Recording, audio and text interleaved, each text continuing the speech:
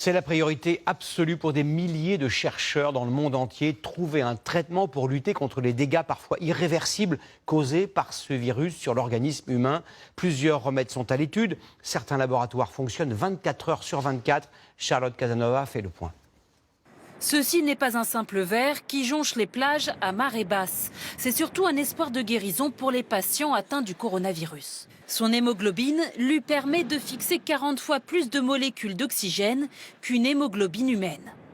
Cette molécule, c'est sa petite bouteille d'oxygène qui lui permet d'attendre 6 heures à la prochaine marée haute. Sa molécule pourrait donc permettre à des cas à la limite de l'asphyxie d'éviter la réanimation lourde. D'ici quelques jours, elle sera injectée à des patients rigoureusement sélectionnés. La problématique, c'est de trouver le premier bon patient. C'est vraiment des patients qui sont à bout de possibilités thérapeutiques.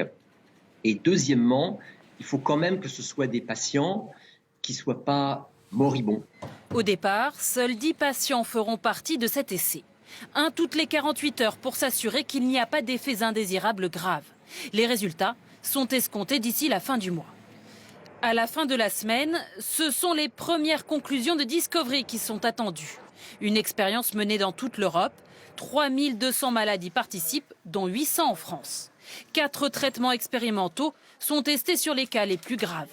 Ils sont constitués d'un antiviral recommandé par l'OMS, d'une combinaison de molécules contre le VIH et des hépatites et de la chloroquine, toujours très discutée. Enfin, à partir de demain, la recherche se lancera sur une autre piste pour lutter contre le coronavirus. Et si un patient guéri pouvait transmettre son immunité à un malade. Cet essai va consister en le prélèvement de patients guéris chez lesquels nous allons collecter du plasma. Ce plasma va être injecté à des patients en phase aiguë de la maladie au début des symptômes. On espère, avec ce plasma qui est riche en anticorps contre le coronavirus, pouvoir éviter les formes graves chez ces patients. Au total, 70 personnes ont été retenues pour cette expérience. Les résultats sont espérés début mai.